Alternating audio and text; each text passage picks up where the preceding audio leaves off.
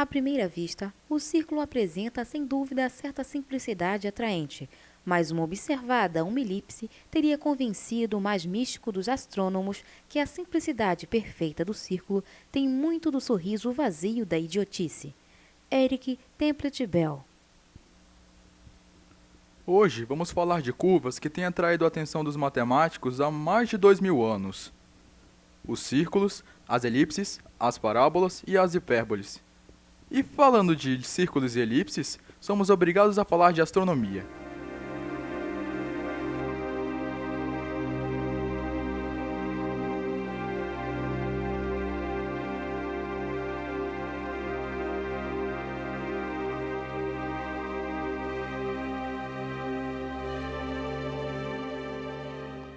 Mas essas curvas estão muito mais perto de nós do que poderíamos imaginar.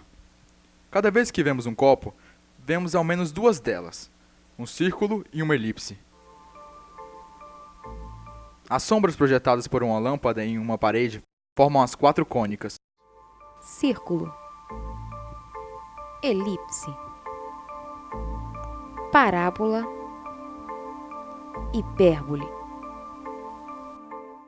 Ao longo da história, são frequentes os casos em que ilustres matemáticos dedicaram uma boa parte de suas vidas na investigação de conceitos que aparentemente não têm nenhuma utilidade prática. Mas 2 ou 3 séculos mais tarde, descobre-se que esses conceitos que os matemáticos estudaram por mera diversão têm uma grande utilidade em outros ramos da ciência. As cônicas são talvez o primeiro exemplo desta situação. Seu descobrimento ocorreu por volta do século IV a.C.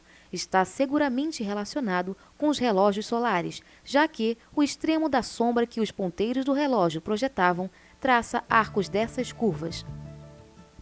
Apolônio de Pérgamo é o autor do mais importante tratado da antiguidade dedicado às cônicas. Neste tratado, mostra como obtê-las cortando um cone. Daí o seu nome.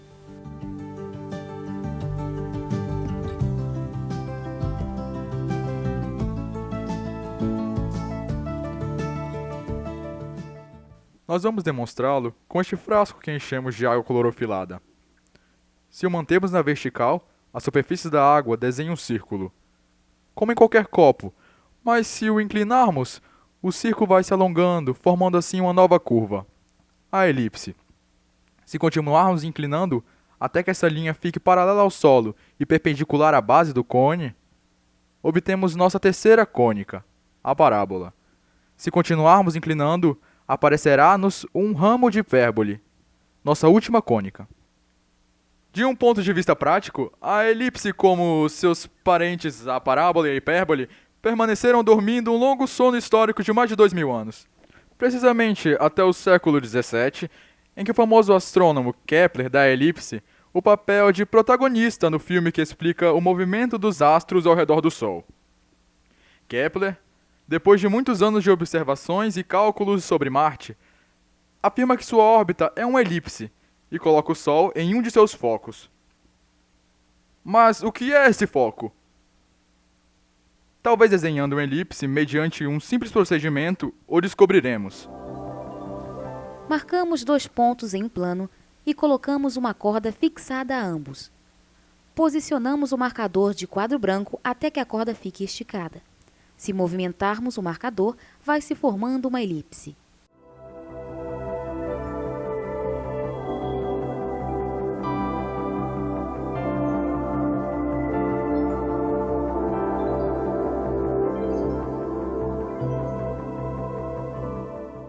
Cada um desses 2 pontos é um foco da elipse. E é fácil comprovar que a soma das distâncias de cada ponto da elipse aos 2 focos é sempre a mesma, em qualquer ponto da corda. Essa propriedade é a que caracteriza geometricamente a elipse. As elipses nos proporcionam algumas surpresas. Seguramente, em algumas ocasiões, somos surpreendidos com a acústica de algumas estações de metrô. Estando em uma plataforma, às vezes se pode ouvir uma conversa entre pessoas situadas em outra, como se estivessem do nosso lado. Esse fenômeno tem a ver com a elipse. Uma propriedade curiosa dessa curva é que se de um foco lançarmos um objeto que rebata na curva, a linha que descreve seu trajeto passa pelo outro foco. Isso é o que acontece nas estações de metrô. Agora que já sabem, se não quiserem que ouçam suas conversas, procurem não se localizar no foco da abóboda. Na arquitetura renascentista, também encontramos elipses, sobretudo se observarmos arcos de ponte e seus portais. Embora, sem dúvida, o exemplo mais antigo é constituído da planta e abóboda elíptica de Santo André no Quirinal, em Roma. Embora estejamos acostumados com as bolas esféricas utilizadas em muitos esportes, há um que utiliza uma bola muito relacionada com a elipse, o futebol americano. Se cortarmos a bola de forma longitudinal, o que teríamos seria aproximadamente uma elipse. E o nome científico desta bola é elipsoide de revolução.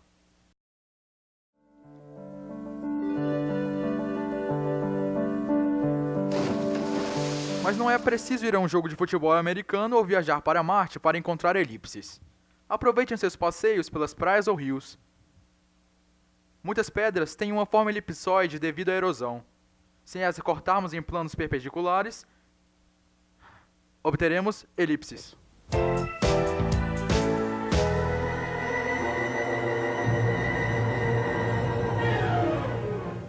Ainda nos surpreende o voo quase mágico da flecha a caminho da pira para acender a tocha olímpica em Barcelona.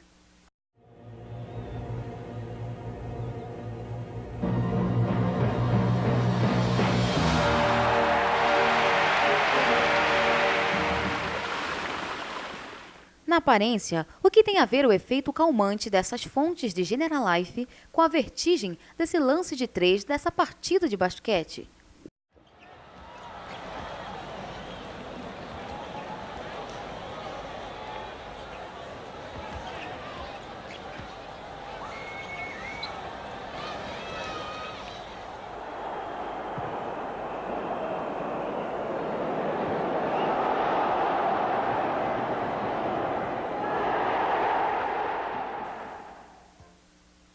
Todas essas situações têm algo em comum. A trajetória seguida em todos os casos é uma de nossas cônicas, a parábola. Esse eixo, tão familiar hoje em dia, foi descoberto por Galileu Galilei no início do século XVII. Qualquer projétil lançado ao ar descreve uma trajetória em forma de parábola. Embora tenha sido outro matemático, Isaac Newton, que desvendou as equações que regem esses movimentos, que não deixam de ser um caso especial da lei da gravitação universal, a lei que explica o movimento de todos os astros. E falando de astros, essas antenas de um observatório astronômico que servem para estudar as emissões de radiação das estrelas e galáxias devem muito a esta curva. Mas não só estas antenas dedicadas à astronomia. Estas outras que nos permitem falar por telefone ou ver televisão via satélite também são filhas da parábola. Por isso, se chamam parabólicas. Um efeito, se fizéssemos um corte transversal a uma dessas antenas, a curva que se forma é uma parábola. Esse fenômeno é uma coincidência? Acredito que não. A parábola tem essa propriedade exótica. Se raios luminosos paralelos ao eixo refletem no interior da superfície parabólica, todos refletem em um mesmo ponto, no foco. Isso explica as formas dos radiotelescópios e das antenas de telecomunicação. Por menor que seja o sinal recebido, ao concentrar esse sinal em um só ponto, o amplia em milhares de vezes. Se fizermos o contrário, ou seja, refletirmos os raios luminosos do foco sobre a curva, os raios refletidos são todos paralelos, ou seja, todos têm a mesma direção.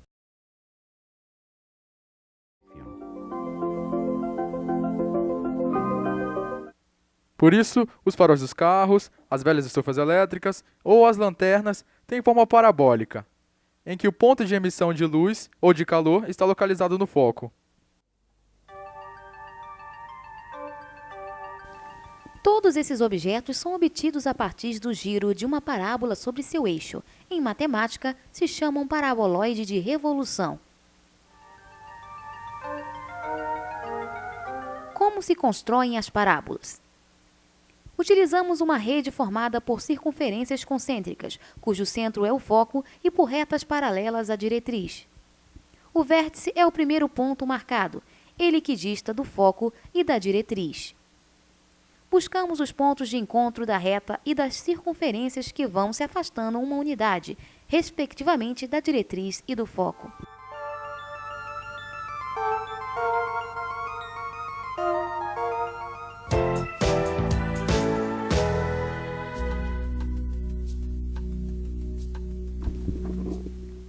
Estamos em uma central térmica. Estas torres enormes chamam inevitavelmente nossa atenção por sua estranha forma. Observe o perfil. Corresponde à última das cônicas, investigadas por Apolônio de Pérgamo. É uma hipérbole. Se colocarmos uma lâmpada nessa posição, de modo que a luz se projete tanto por cima quanto por baixo da tela, na parede se formam as duas curvas de uma hipérbole. Vejamos como se constrói. Utilizamos uma rede de circunferências concêntricas.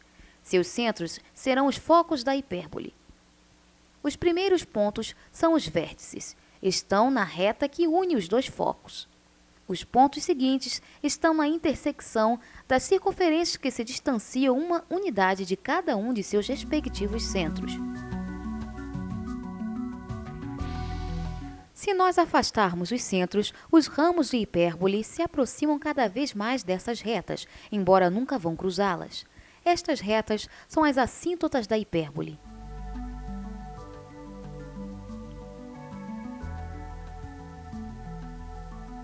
As assíntotas fornecem as explicações de por que uma carga elétrica lançada sobre outra de mesmo sinal descreve uma órbita hiperbólica. Duas cargas elétricas se repelem e essa força de repulsão é inversamente proporcional à variação dessa distância. Quando uma carga em movimento está longe, a repulsão é fraca. Sua trajetória se assemelha a uma reta. Mas, quando se aproxima, a força de repulsão aumenta rapidamente, curvando essa trajetória até traçar um ramo da hipérbole. Ao afastar-se, a trajetória vai se aproximar a uma reta, a assíntota da hipérbole. Que estranha propriedade tem essa curva para que apareçam essas situações tão distintas? Como a elipse tem dois focos, relembremos que no caso da elipse, a soma das distâncias de qualquer ponto a cada um dos focos era constante. Na hipérbole aconteceu algo parecido, mas não é a soma, sim a diferença das distâncias é a que permanece constante em todos os pontos da curva.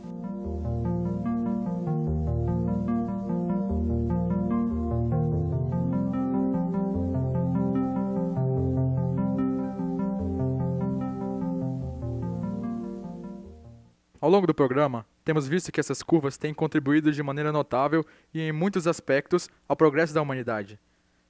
Sem o conhecimento delas, o homem não haveria pisado na Lua e nem enviado naves a Júpiter. E o mais grave, nem sequer poderia explicar o movimento dos planetas no sistema solar.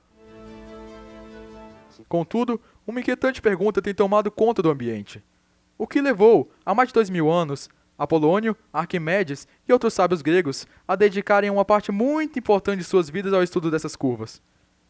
Realmente foi só o prazer intelectual por objetos abstratos tão exóticos? Seguramente nunca saberemos, mas isso não impede que nós nos sintamos profundamente agradecidos.